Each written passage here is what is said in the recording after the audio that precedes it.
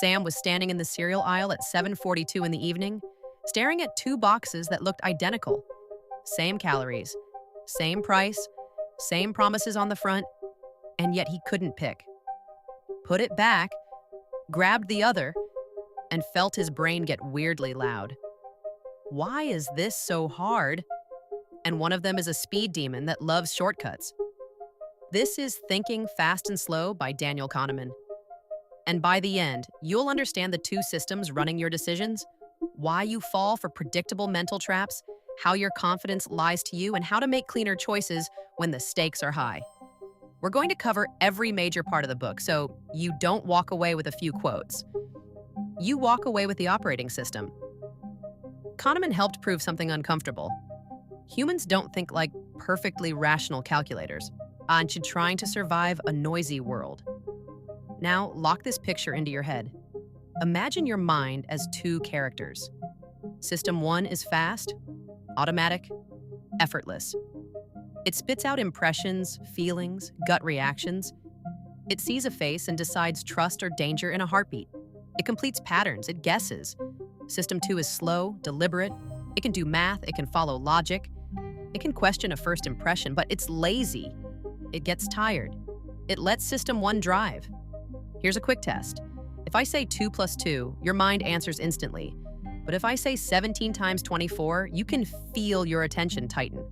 Your inner voice slows down. That's System 2 waking up like a sleepy security guard.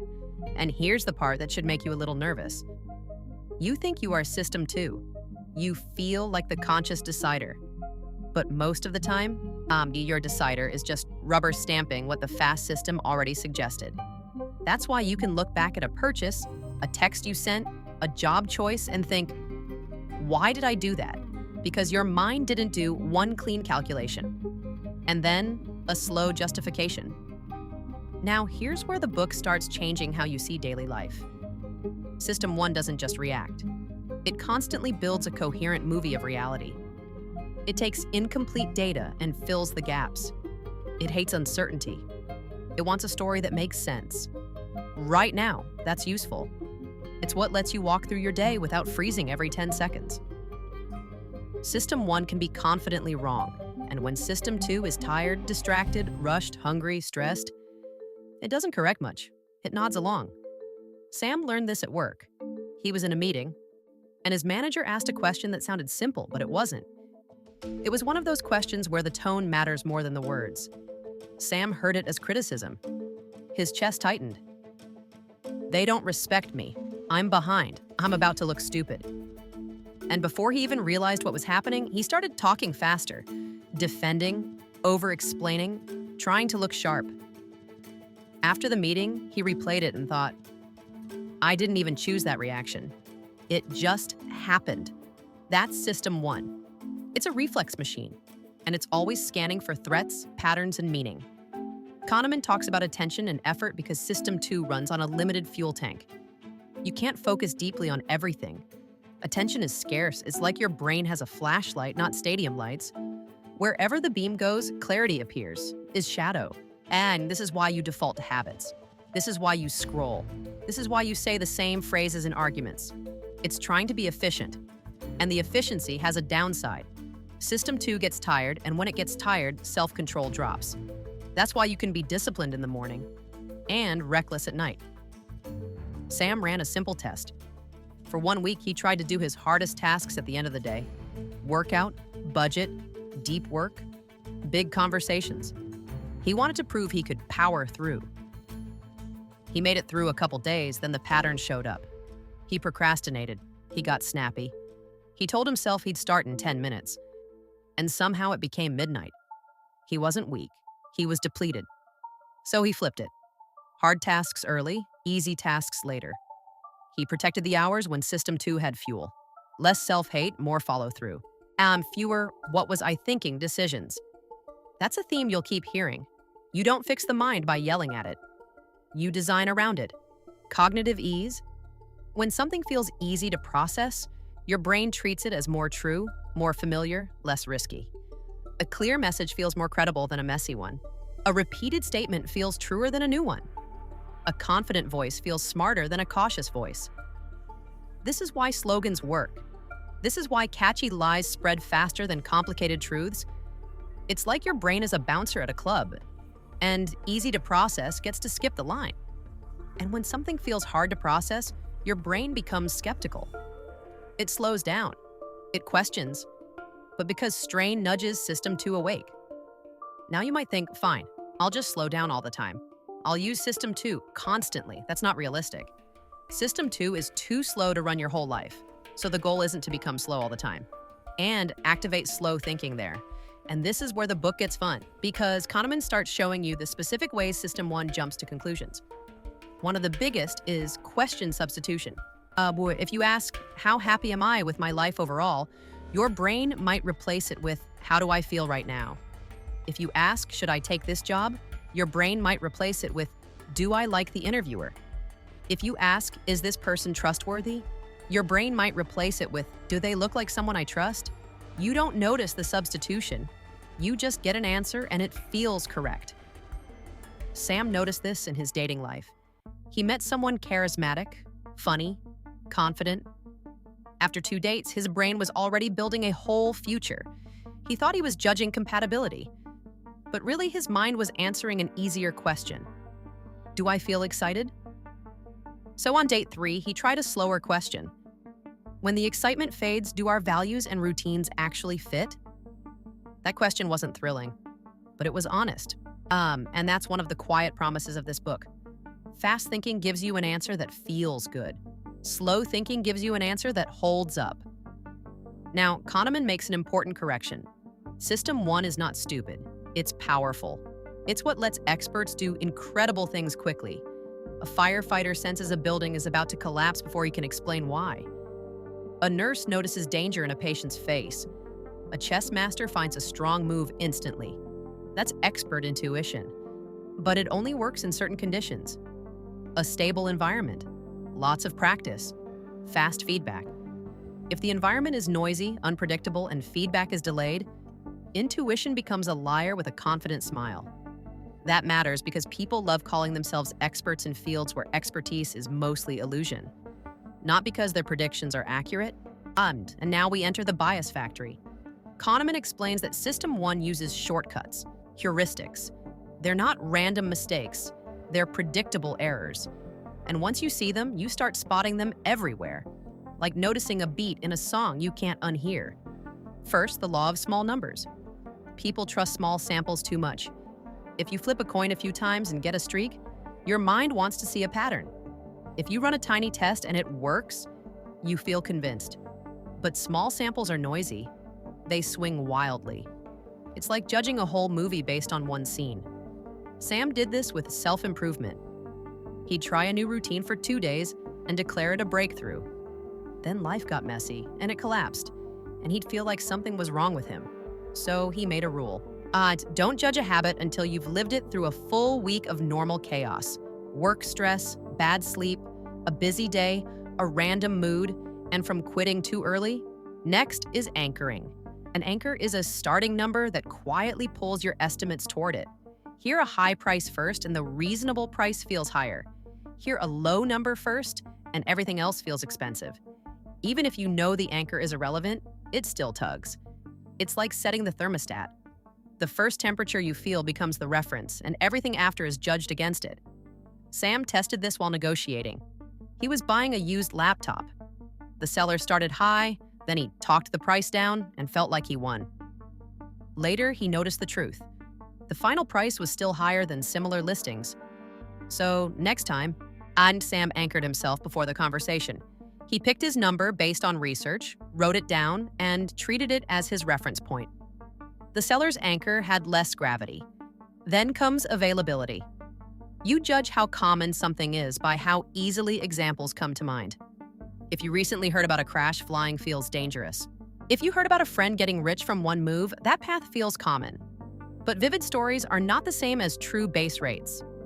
Your brain is like a search engine that ranks results by emotional intensity, not accuracy. Sam experienced this when a coworker got laid off. It wasn't his department. It wasn't connected to his performance. But he couldn't stop thinking about it. He started checking his email like it was a heart monitor. He was imagining worst-case scenes on repeat. His mind wasn't evaluating probability. It was reacting to a vivid story and saved his sanity. He asked for base rates. How often does this company actually cut people? What patterns usually show up before it happens? What do strong performers typically experience? Once he separated fear from likelihood, he could plan. Update resume, build savings, talk to his manager. Calm action replaced spinning dread. Now representativeness. System 1 loves resemblance. If something looks like a category you recognize, it assumes it belongs there. You see a confident person and assume competence. You see a quiet person and assume weakness. You see a story that fits, and you treat it as probable. This is how stereotypes sneak into judgment.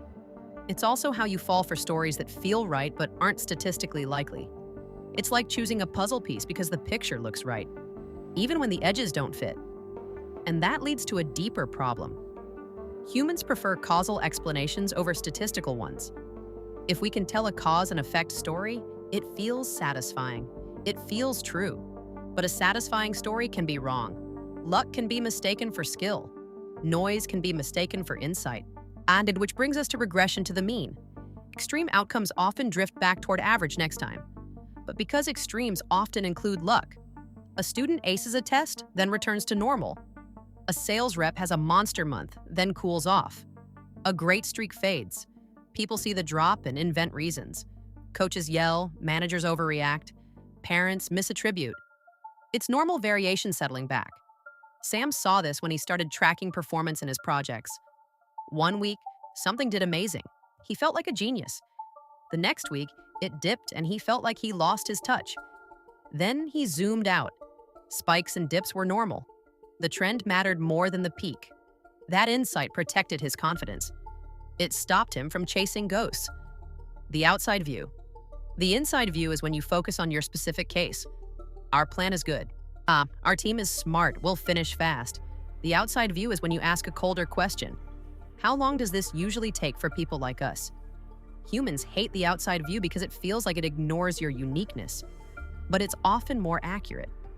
Sam used it on a big personal project. He told himself it would take 2 weekends. That felt reasonable. That felt optimistic. Then he checked similar projects he'd done before. What actually happened? The average was 5 weekends.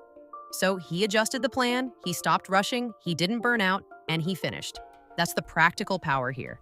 Kahneman isn't trying to make you cynical, he's trying to make you less self-deceived. Now part 3 hits the ego. Overconfidence. Kahneman talks about the illusion of understanding. Humans love believing they understand the world. We create narratives that explain outcomes. But real life has randomness. Hidden variables. Luck. Timing. Forces you never saw. When something succeeds, we say it was genius. When it fails, we say it was incompetence. But the truth is often messier. We underestimate chance. We overestimate control. And we mistake a good story for a good model. Then comes the illusion of validity. If the story in your head is coherent, you trust it. Clarity feels like accuracy, but clarity is not accuracy. A confident person can be wrong, a cautious person can be right. And confidence is contagious, which makes it even more dangerous. So what do you do with this? Kahneman points out something that feels insulting at first, but it's freeing. In many domains, simple formulas beat human judgment. Not because formulas are magical, because formulas are consistent. Humans are moody. We get anchored. We get influenced by irrelevant details like last night's sleep or a random comment. We don't notice how much we drift. A simple rule doesn't drift. That doesn't mean you become a robot. It means when decisions matter, you build guardrails. And that connects to planning. He describes the planning fallacy. People underestimate time, cost, and risk. Not because they're dumb, because the inside view is seductive. You focus on the plan in your head, not the history of how plans usually go. Sam noticed this in a small place. He'd tell himself he would clean his place in 30 minutes. 2 hours later, he'd be reorganizing drawers, sweaty and annoyed, wondering how it got so big. So he started adding buffer time, because he respected the pattern. That made him calmer. It made him more reliable. It made his future self stop feeling betrayed by his present self. Kahneman also makes a bold observation about optimism. Optimism can be irrational, but it fuels action. If everyone fully respected base rates, fewer people would take bold risks. Powered partly by illusion. The goal isn't to kill optimism, it's to balance it with reality so you don't gamble with your life on a story that only feels good. Now, part 4 is about choices. This is where Kahneman shows why old economic models miss real human behavior. And then comes prospect theory, one of the biggest ideas in the book. Losses hurt more than gains feel good. If you lose a certain amount, it stings more than the pleasure of gaining that same amount. Investing, negotiating, relationships, career moves. It's why people hold losing positions too long. It's why they fear change. It's why they avoid admitting mistakes. Because admitting a mistake feels like locking in a loss. Then, the endowment effect. Once you own something, you value it more, until it's your mug. Then, giving it up feels like losing part of yourself. It's like your brain puts a crown on whatever you possess and says, "This is special now." Sam saw this in a ridiculous way. He was selling an old couch online. He listed it at a high price because in his mind, it was a good couch. He remembered movie nights, guests, comfort, the identity of it. Buyers didn't care about his memories. They saw a used couch. When he finally lowered the price, it sold instantly. I wasn't pricing the couch. I was pricing my attachment. Prospect theory also explains why people can be both risk-seeking and risk-avoiding, depending on framing. Sometimes people chase a tiny chance of a huge gain. Sometimes they overpay to avoid a tiny chance of a huge loss. System 1 doesn't handle probability cleanly. It handles feelings about possibility. And framing controls a lot of your choices. Present the same facts in a different way, and people choose differently. Not because they're stupid, because the frame changes what feels like a gain and what feels like a loss. So if you want to protect your decisions, you need something that can't be bullied by a mood. That's where risk policies come in. A risk policy is a rule you set in advance so you don't negotiate with yourself in the moment, because the moment is where System 1 can bully System 2. Sam created one after a painful mistake. He made an expensive purchase late at night after a stressful day, the shame of being outsmarted by your own impulses. So, he made a rule. If he wants to buy something expensive, he sleeps on it. But because waiting gives System 2 time to wake up. And it worked. The craving often faded. And when it didn't fade, he felt more confident it was a real choice, not a stress reflex. Now, part 5 is the quiet twist that changes how you think about happiness. Two selves. Kahneman says you have an experiencing self and a remembering self. The experiencing self is you in the moment, the one who feels pain, joy, boredom, peace. The remembering self is the storyteller, the one who creates the memory and decides what it was like. And these two selves don't always want the same thing. The remembering self cares about peaks and endings. It doesn't average every moment, it summarizes. But one bad moment dominates the memory. But because it ended gently, you remember it as better. This matters because it shapes what you repeat, what you avoid, and how you judge your own life. Experienced well-being is about what you actually feel day to day. Remembered well-being is about what story you tell when someone asks, "How's life going?" And attention shapes that story. If you focus on one aspect, like money, you may overestimate its importance to your total happiness. If you focus on one problem, the whole life feels heavy. Sam had a moment that made this real. He had a long day. Nothing catastrophic happened. But he ended the day angry because of one awkward conversation. He was telling himself, today was terrible. Was the day terrible? Or is my remembering self highlighting one peak moment? So he replayed the day. There were good moments. A quiet coffee. A helpful coworker. A workout that felt solid. A stupid joke that made him laugh. He wrote 2 sentences. One for the experiencing self, what did I actually feel across the day? One for the remembering self, what story am I about to tell myself? And for the first time, he could see the difference. That's what this book gives you. Not motivation, not slogans. Better mental accounting. Now let's connect the entire book in one clean loop. System 1 is your fast storyteller. It keeps you moving, but it makes you vulnerable to bias. System 2 is your slow editor. It can correct, but it's limited and easily exhausted. So you don't fix your mind by trying to be slow all the time. You become strategic. You learn the patterns of error. You build policies. You use base rates. You separate vivid stories from true probabilities. You stop confusing confidence with accuracy. And you get better at spotting when your brain is answering the easy question instead of the real one. Now, here are a few things you can start doing immediately without turning your life into a science project. When you're making a big decision, pause and ask which system is currently driving. If you feel rushed, emotional, or overly certain, that's often fast-thinking steering. Even if it's just a delay in a second look. Before you predict how long something will take, force an outside view. Look at history, not hope. If you don't have your own history, borrow base rates from people who've done something similar. When a vivid story triggers fear or excitement, ask for base rates. How common is it really? But they are not the full data set. Create one risk policy for the area where you keep making the same mistake. Sleeping on purchases, waiting before sending emotional messages, writing your anchor down before negotiating. One rule you can actually follow, and protect your attention.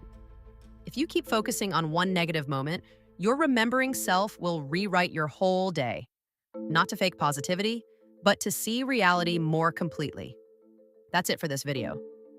I hope it gave you a clearer lens for your own decisions and a few tools you can actually use. Thanks for watching, and have a great day.